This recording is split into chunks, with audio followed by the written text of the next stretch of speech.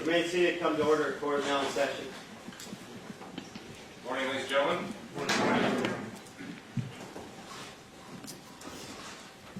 Go on the record in the case of People versus David and Louise Turpin, RAF 180-033.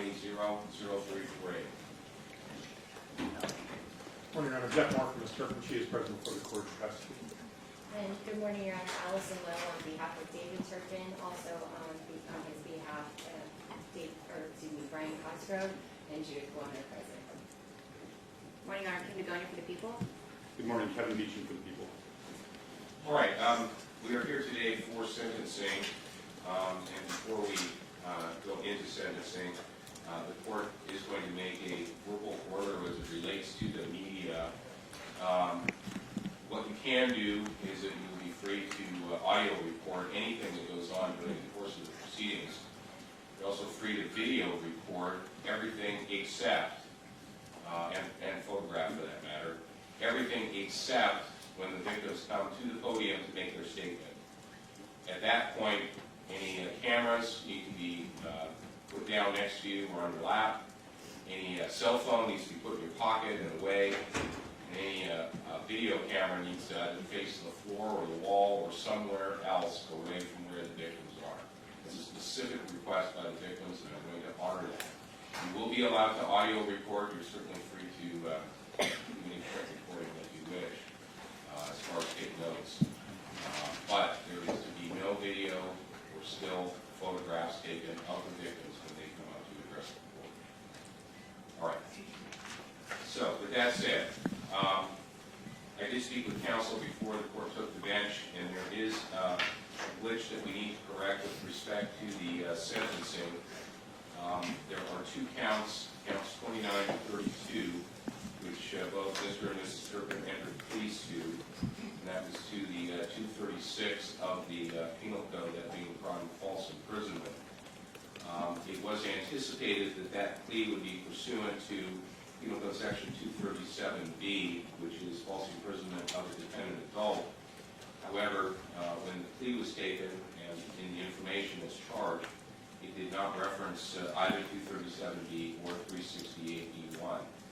In speaking with counsel, it was certainly agreed upon that the sentence would contain the sentence prescribed for that crime, which is slightly more than the crime that is alleged as a false imprisonment. And so, for that reason, we were going to proceed as follows, just with those two counts. I assume Mr. and Mrs. Turpin, your counsel has advised you of this, and what we will be doing is withdrawing your plea of guilty as to those two counts only, count 29 and count 32. The people will then amend to allege, instead of a 236, which is false imprisonment, a violation of Penal Code Section 237D, which is false imprisonment of a dependent adult within the meaning of Penal Code Section 368B1. To that new and different charge, which the court will do by interlineation in the information, you will be entering the plea of guilty with the understanding that the same sentence that had been previously mentioned to you in time will still be what you will receive. And then Mr. Beecham or Mr. Gonia, whoever would like to do it, will take a factual basis for that plea, like we did when you were here for sentencing. And then we will move forward. So, is there a request, Ms. Lowe and Mr. Moore, to withdraw the previously entered pleas of guilty to counts 29 and 36? Yes, Your Honor. So moved. All right, that request will be granted. 29 and 32, I'm sorry, 29 and 32. That request will be granted. Those pleas of guilty are withdrawn. At this point, do the people have a motion with respect to amendment of the information? Yes, Your Honor. The people would like to request that count 29 be amended to include Penal Code Section 237 subdivision B / Penal Code Section 368 subdivision B subsection 1. And with regard to count 32, we request to amend that to read as Penal Code 237 / Penal Code Section 368 subdivision B subsection 1. All right. Any objection and late formal reading and advice from Ms. Lowe? No objection, so waived. No objection, so waived, and then waive any defect. All right. Then to those two counts, starting with count 29, Mr. and Mrs. Turpin to a violation of Penal Code Section 237B, which is false imprisonment of a dependent adult. How do you plead to that charge, Mr. Turpin? Guilty. And Mrs. Turpin? Guilty. All right, and then in count 32, to a violation of Penal Code Section 237B, which is false imprisonment of a dependent adult in the meaning of Penal Code Section 368B1. How do you plead to that charge, Mr. Turpin? Guilty. And Mrs. Turpin? Guilty. All right, and it will be the same dates and same alleged victims. After directly examining the defendant, court finds that the defendant understands the nature of the charges against him, the consequences of their pleas, and that the pleas are free and voluntary. Then, a factual basis, Mr. Beecham. Thank you. Mr. and Mrs. Turpin. First, Mr. Turpin. Is it true that on or about January 15, 2015 through and including January 14, 2018 in the County of Riverside, you did in fact commit a violation of Penal Code Section 237, Subdivision B, within the meaning of Penal Code Section 368, Subdivision B, Subsection 1, in that you willfully and unlawfully by violence, menace, fraud, or deceit violate the personal liberty of Jane Doe number 4, who was then a dependent adult within the meaning of Penal Code Section 237, Subdivision B, and 368, Subdivision B, Subsection 1. Yes. Mrs. Turpin.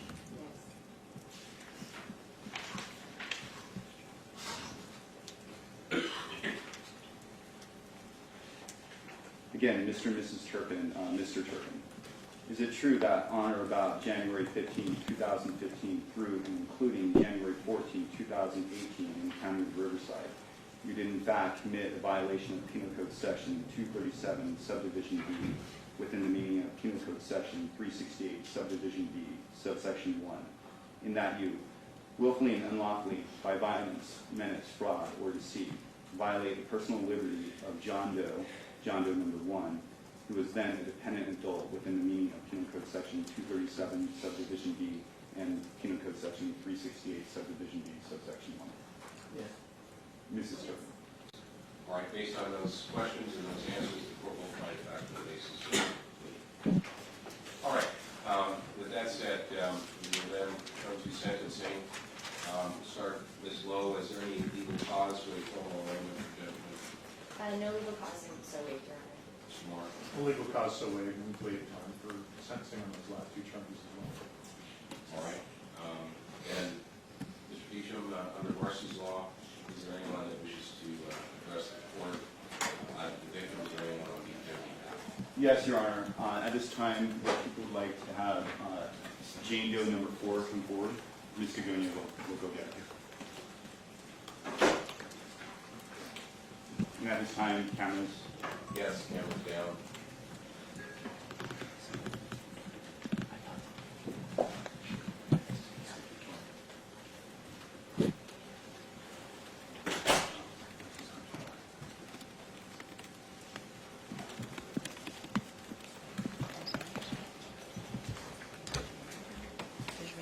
Jennifer, right here. Water right here. Waiter's right here next to you.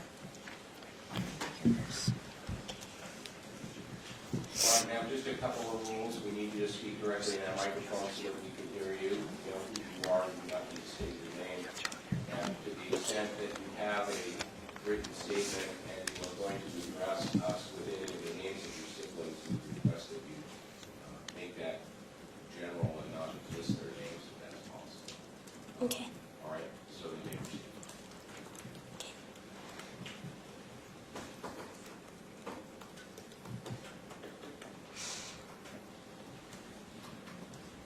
Sorry. My parents took my whole life from me, but now I'm taking my life back. I'm in college now and living independently. I love hanging out with my friends and life is great. I believe everything happens for a reason. Life may have been bad, but it made me strong. I fought to become the person I am. I saw my dad change my mom. They almost changed me, but I realized what was happening. I immediately did what I could to not become like that. I'm a fighter, I'm strong, and I'm shooting through life like a rocket.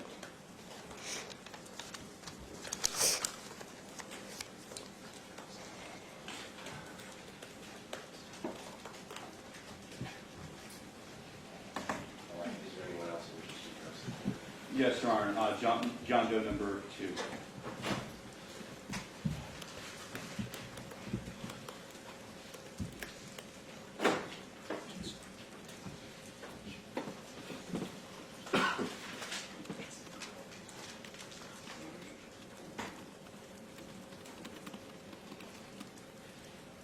Your Honor, we had asked earlier if we could shoot the defendants while the... Yes, that's fine, just not the deputies. Thank you.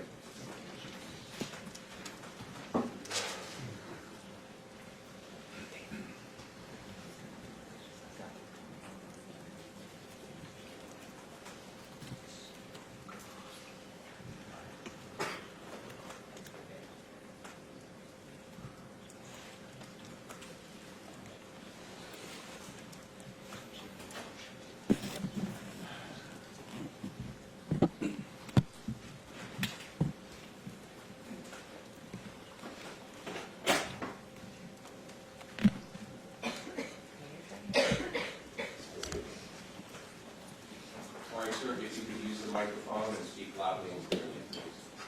Yes. Good morning, Your Honor. My name is Joshua, and I will be reading 2 statements today. I will be starting with Jessica's statement. And that's your sister. Correct.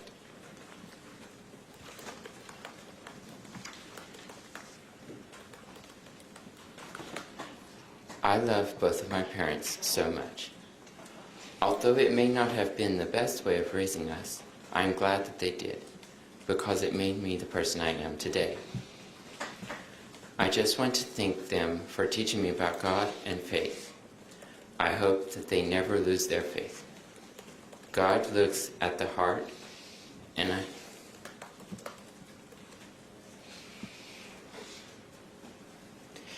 I know He sees theirs. Sorry. Sorry, take your time.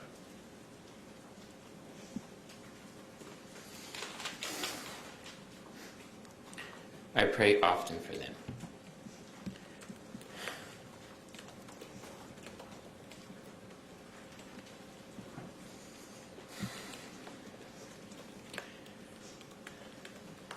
I am doing well.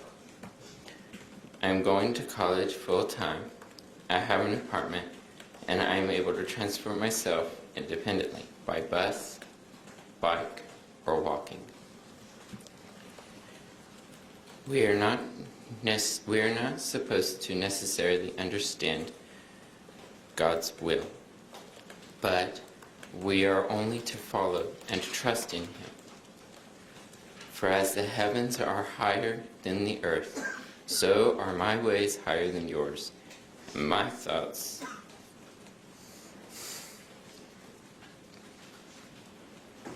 than your thoughts, said the Lord. Isaiah 55:9.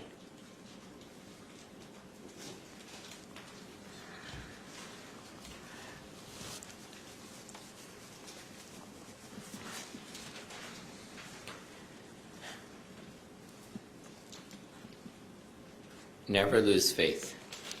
You are one of His sheep, and He is constantly watching over His flock. Sorry. I love you, and I wanted you to know. P.S. God is all we need.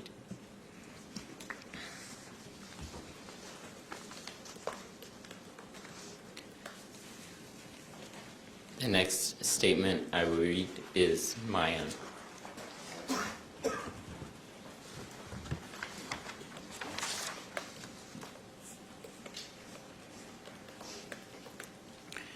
I cannot describe in words what we went through growing up. Sometimes I still have nightmares of things that had happened, such as my siblings being chained up or getting beaten. But that is the past, and this is now. I love my parents and have forgiven them for a lot of the things that they did to us. Since January, I have learned so much and become very independent. In June of last year, I learned how to ride a bike, and ever since then, I've been hooked and ride it everywhere, such as to school, store, or sometimes I just go on long rides because I enjoy it so much. I live in an apartment and go to a nearby college. I'm getting a bachelor's degree in software engineering, and after I get my bachelor's degree, I'm going to get a job as a software engineer and go to school part-time to get my master's degree. I also have learned how to advocate for myself, how to swim, how to eat healthy and prepare a balanced meal. I've also been learning how to manage money wisely. Thank you, Your Honor. Thank you.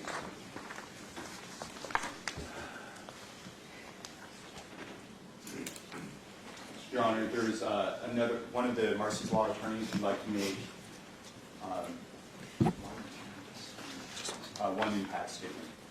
All right, can you state your name for the record stuff, both first and last, and then to the extent you're reading from someone, if you could either just use first name or change over your honor. My name is Janet Latourette, JANETLATOURETTE. This note is from Joy.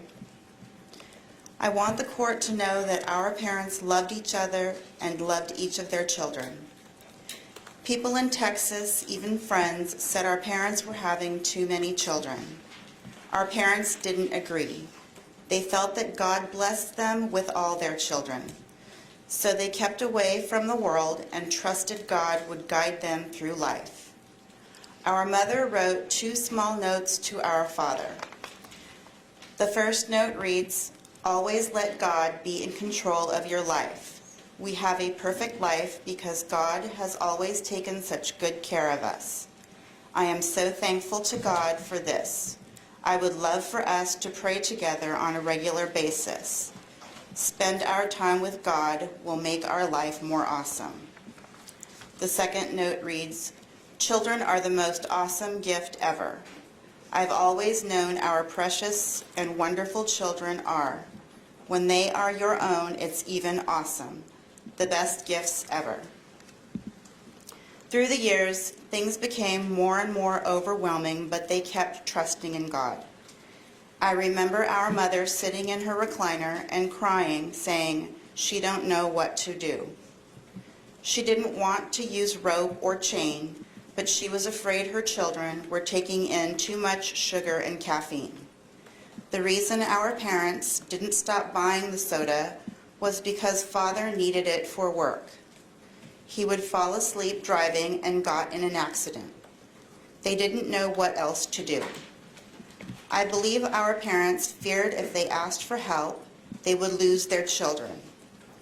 Our parents didn't know we were malnourished. They thought we all got the gene from our mother because she was so small. I remember Mother saying, "God has blessed us with healthy children." Our parents would get us pizza and Mexican food every other week, and sometimes more than once a week. Our mother would always tell us to let her know if we are still hungry, and she will give us more. Their first child went to a public school. They started noticing she wasn't really learning much, so Mother started teaching her at home and saw a big difference. Our parents decided to start homeschooling all their children. It worked out good at first, but through the years it became very overwhelming. I believe our parents were afraid to put us in public school for many reasons. They felt that God put it on their hearts to homeschool. When we came to California, people treated us so much better, and people started telling us our family was a blessing. Our parents finally felt safe to start taking us out as a family. They got us annual passes to Disneyland and took us to see the Grand Canyon, Flintstone Park, Vegas, etc. Every year, from as far back as I can remember, our parents tried to give us the nicest Christmas they could. They would get us what we wanted, even if they couldn't afford it. They always tried to keep up with our birthdays every year, too. Closer to the end, things became more overwhelming again. I truly believe most of this was because our mother lost both of her parents in 2016. I feel like 25 years is too long. I believe with all my heart that our parents tried their best to raise all 13 of us, and they wanted to give us a good life. They believed everything they did was to protect us. If at all possible, I would really appreciate if the court would place our parents as close to the detention center they are in right now, so if we ever want to visit them, we can. Also, I want the 2-year restraining order lifted, and I want to be allowed to talk to both my parents by phone. Thank you for hearing my statement.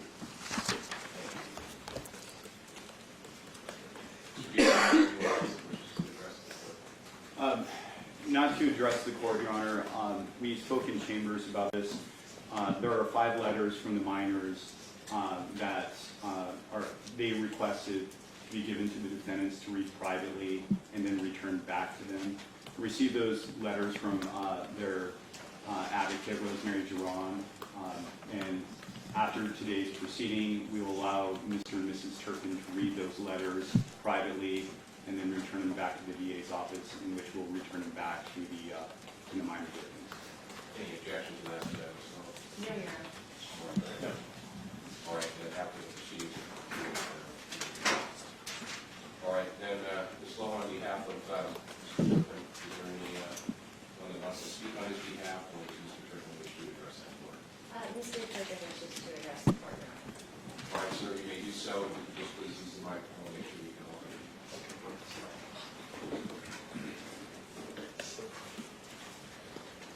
Your Honor,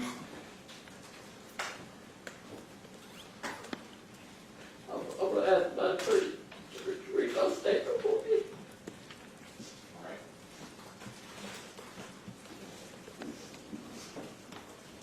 Your Honor, I thank God for all of my children. Each one of them is a blessing from God. My homeschooling and discipline have good intentions. I never intended for any harm to come to my children. I'm sorry if I've done anything to cause them harm. I'm glad we were able to resolve this case without my children being forced to testify. I love my children, and I believe my children love me.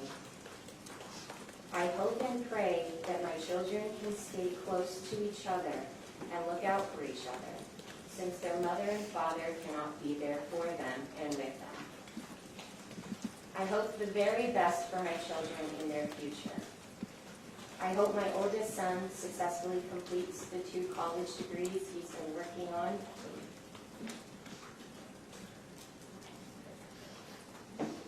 I'm sorry, I needed to modify that part of the statement. I hope my oldest son and 4 daughters currently in college successfully complete the degrees they are working on. And I hope they are successful in their chosen professions.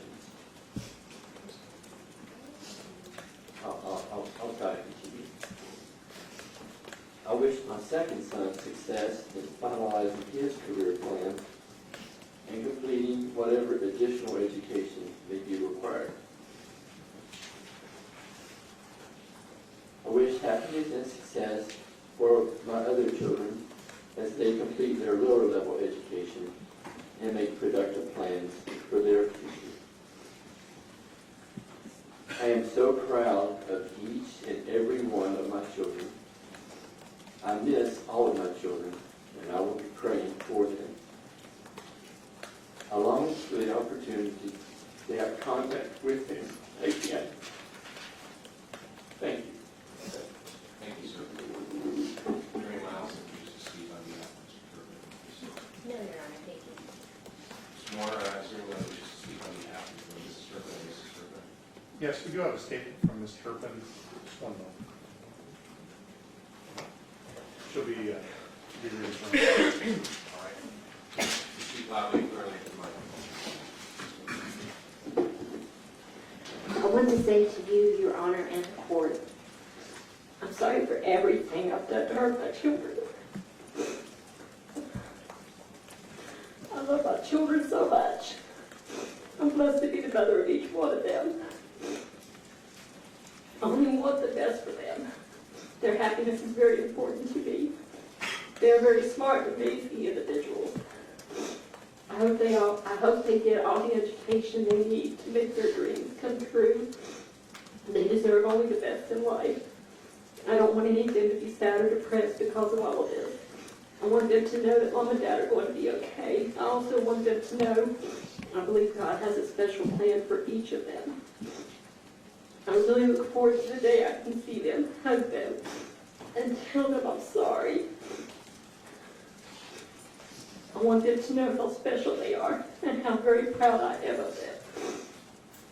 I pray for my children every day. I want to say again, I'm truly sorry. I am for everything I've done to hurt them. I love them more than they could ever imagine. Thank you, Your Honor. Thank you. Mr. Moore, is there anyone else that wishes to speak? Not at this time. Speak from, in which we heard this. Not as to sentencing, Your Honor, with regard to the criminal protective orders, I did provide the court with termination of the current protective orders with new protective orders for the victims who wish to have a protective order. I reached out to all their advocates or themselves personally and gave Your Honor the protective orders that they're seeking at this time. All right, and as well, Mr. Moore, you both reviewed those protective orders and discussed with your clients. It applies to some, not all. There's also differences with respect to the amount of time you have explained that to your clients. I have, Your Honor. Yeah, sure. All right, and Mr. and Mrs. Turpin, you understand that there are protective orders that the court is going to put in place today. Those protective orders are going to be different depending upon who the child is, what they've requested, in addition for the length of time. To the extent there is a protective order, in fact, that does preclude you from being able to have any personal contact, any contact by mail, in any sort of writing form, whether it be email, text, or any social media, even through third persons, except as ordered by a court, where you may have limited contact. But other than that, the contact is excluded. You understand that, Mr. Turpin? And Mrs. Turpin? Yes. All right, so this time the court will terminate the previously ordered protective orders and will sign the new protective orders as well. Mr. Beecham, is there anything further? Not from the people. Thank you very much. All of you wish to be heard as to sentencing. No, Your Honor. Mr. Moore? No. All right. Before I sentence both the defendants, when I received this case some time ago, and as the case continued in my court, up until today's date, there is one consistent theme that goes through my mind. I think it was referenced earlier by one of the Turpin children, and that is that children are indeed a gift. They're a gift to their parents, they're a gift to their family, to their friends, and they're a gift to society. They're a gift to their parents in the sense that the parent should be joyful of firsts in their child's life. First day of school, first date, first graduation, first job, marriage.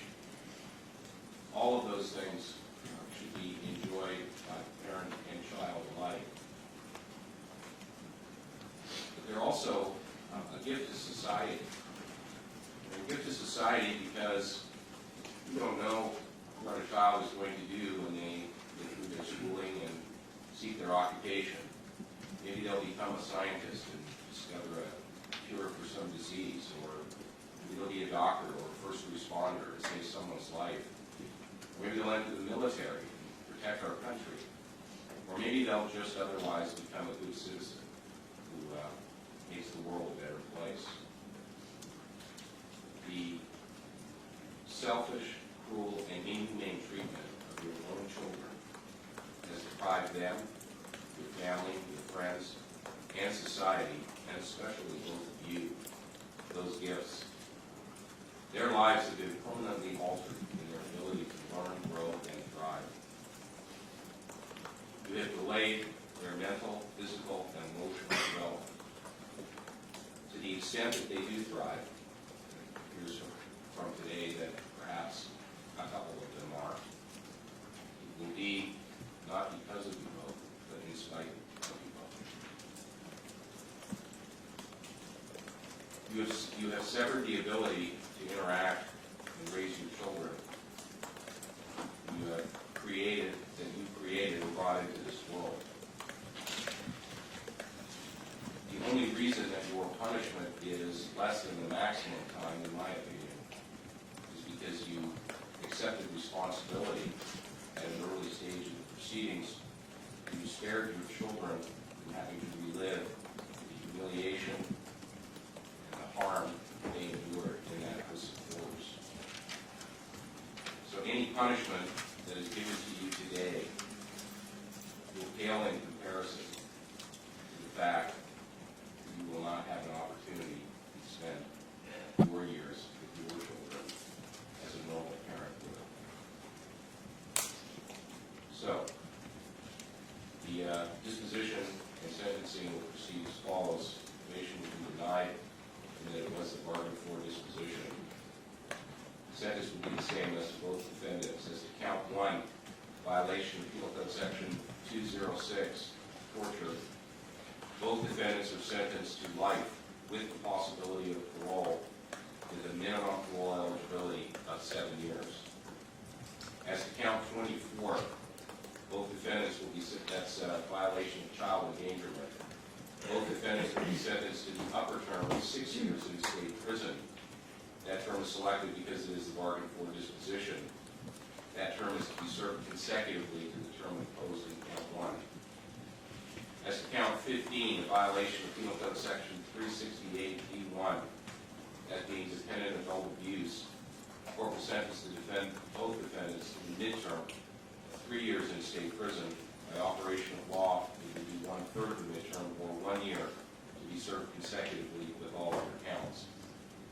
As to count 16, a violation of Penal Code Section 368B1, that being the charge of dependent adult abuse, the court will sentence the defendants to the midterm of 3 years in state prison. By operation of law, it will be 1/3 of the midterm or 1 year. That 1 year is to be served consecutive with all other counts. As to count 17, violation of Penal Code Section 368B1, violation of dependent adult abuse. Both defendants will be sentenced to the midterm of 3 years in state prison. Again, by operation of law, that would be 1 year to be served consecutive to all other counts. In count 18, a violation of Penal Code Section 368B1, dependent adult abuse. Both defendants will be sentenced to the midterm of 3 years in state prison. By operation of law, that would be 1 year, and that will be served consecutively to all other counts. In count 19, a violation of Penal Code Section 368, subdivision B, subsection 1, violation of dependent adult abuse. Both defendants will be sentenced to the midterm of 3 years in state prison. By operation of law, that would be 1 year to be served consecutively with all other counts. As to count 20, a violation of Penal Code Section 368B1, both defendants will be sentenced for dependent adult abuse to the midterm of 3 years in state prison. By operation of law, that will be 1 year to be served consecutively to all other counts. As to count 26, violation of Penal Code Section 273A, subdivision A, child endangerment. Both defendants will be sentenced to the midterm of 4 years in state prison. By operation of law, that will be 16 months to be served consecutively to all other counts. In count 27, which is a violation of Penal Code Section 273A, subdivision A, child endangerment. Both defendants will be sentenced to the midterm in state prison of 4 years. The operation of law will be 1/3 of the midterm or 16 months. That time is to be served consecutively to the time imposed in all other counts. In count 29, a violation of Penal Code Section 237B, false imprisonment of a dependent adult. The defendant will be sentenced to a midterm of 3 years in state prison in operation of law and 1 additional year consecutive to all other counts. This is count 32. The court will sentence the defendants to the false imprisonment charge under Penal Code Section 237B and the Penal Code violation of 368B1, false imprisonment of a dependent adult. Both defendants will receive the midterm of 3 years in state prison or by operation of law 1 year to be served consecutively to all other counts. In count 37, both defendants will be sentenced for false imprisonment, violation of Penal Code Section 236, to the midterm of 2 years in state prison. The operation of law will be 1/3 the midterm, or 8 months. That's to be served consecutively to all other counts. And then finally, in count 39, both defendants will be sentenced for a false imprisonment charge, violation of Penal Code Section 236. Both defendants will receive the midterm of 2 years in state prison or by operation of law 1/3 the midterm of 8 months. That is to be sentenced consecutively to all other counts. Total commitment then would be life with the possibility of parole with a minimum parole eligibility of 7 years plus an 18-year determinate term, meaning the minimum sentence would be 25 years to life. With respect to credits, the court did receive from probation a memorandum, and that memorandum indicates credits of 461 days actual, 461 days 2019 time, for a total of 922 days. People wish to be heard on that. No, thank you. Ms. Lowe, Mr. Moore? No, no. All right, then that will be the order of the court with respect to credits. Court will further order that the defendant submit to Penal Code Section 296A for a DNA test unless they've already done so. As to victim restitution, the court did discuss with counsel A. Chambers, and the request of the people would be to refer to probation and for the court to retain jurisdiction. Is that correct, Mr. Boucher? That is correct. All right. As to both Mr. and Mrs. Turpin, this matter will be referred for actual restitution to each, as to each of their children. Probation will contact them and any other interested parties to make a determination as to what, if any, restitution is due and owing. If they find no restitution, then they'll be notified and the court will fix restitution at 0 to any one of the children. If, however, there is an amount that probation believes should be set forth, then that amount will be provided to the prosecution, to your attorneys, and to you. If you agree with the amount that's being assessed, you can simply do so. If you disagree, you would have a right to have a hearing. You can waive your presence for any hearing if you wish, and allow each of the lawyers to conduct that hearing in your absence. Mr. Turpin, do you understand the restitution order at this time? And do you wish to be present in the event of a hearing, or do you wish to waive your presence? I wish to be present. All right. And Mr. Turpin?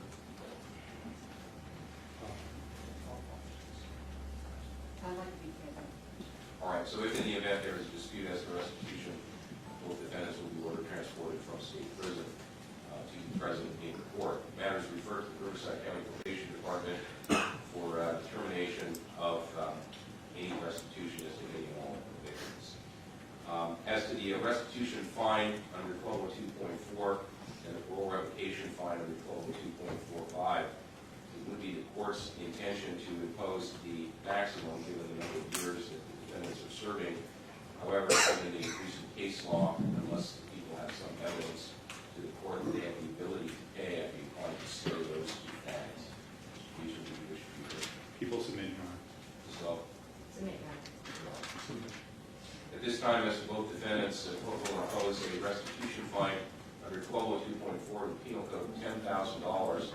A light fine will be imposed under 1202.45. Both of those fines are stayed pending the defendant's ability to be able to reimburse the state with respect to those sums. The fines which the court is going to impose, however, is first under Government Code Section 70373, $30 per conviction. There are 14 convictions. That would be a total of $420 as to each defendant. And then the court operations assessment fee, which is $40 per conviction, under Penal Code Section 1465.8A1. And so those 14 convictions times 40 would be $560. Mr. and Mrs. Turpin, if in the event the Department of Corrections and the parole board acting through them decide that you should receive parole of some sort after you serve your sentence, if you were to be paroled, that parole would be for life. And that means that if you were to violate any term or condition of your parole, you would go back to state prison for another life term. Do you understand that, Mr. Turpin? And Mrs. Turpin? The court also is cognizant of the firearms relinquishment requirement. In Chambers, the court was apprised that Mrs. Turpin did not have any firearms. Is that correct, Mr. Moore? It is, and I have the prohibited persons relinquishment form to provide to probation after this hearing. All right, and Ms. Lowe, you would indicate that at least at the current time, other than 2 firearms that were confiscated at the time of the arrest or search warrant, that no other firearms were in the possession of Mr. Turpin. That's correct, Your Honor. All right, so the court will order that both counsel are to fill out those forms and provide same to the court. And with respect to the 2 firearms that are currently in custody, they are to be disposed of in the normal course. Mr. Beecham, is there a people's motion to dismiss remaining counts and allegations under 1385? So moved under Penal Code Section 1385. All right, Ms. Lowe, any objection? No. Mr. Moore? No. All right, then before I make the order to transport the defendants, is there anything further from the people? Yes, Your Honor. The people have asked for the order to release all non-contraband property in the possession of Riverside Sheriff and District Attorney. All right, the order then for non-contraband property would be released to public guardian. Public guardian or representatives for the minors. Any objection to that, Ms. Lowe? No, Your Honor. Mr. Moore? No. Or destruction of any unwanted properties. All right, will be part of the order. Anything further from the people? No, thank you very much. Ms. Lowe, anything on behalf of Mr. Turpin? Not on behalf of Mr. Turpin. I think that Mr. Moore's going to raise an issue that we have to work with them. All right. To the extent that the court has authority or jurisdiction, we are asking for an entry in the minutes stating that you have no objection to them communicating once they are incarcerated in the Department of Corrections. All right, people have any objection to Mr. and Mrs. Turpin communicating with each other by letter or whatever form while they're in custody? Not with each other, no. All right. Thank you. Anything further? No. All right, at this time, court will order that defendants be transported forthwith to the Department of Corrections for immediate housing in that prison system. Thank you, guys. Thank you, Your Honor. Recess.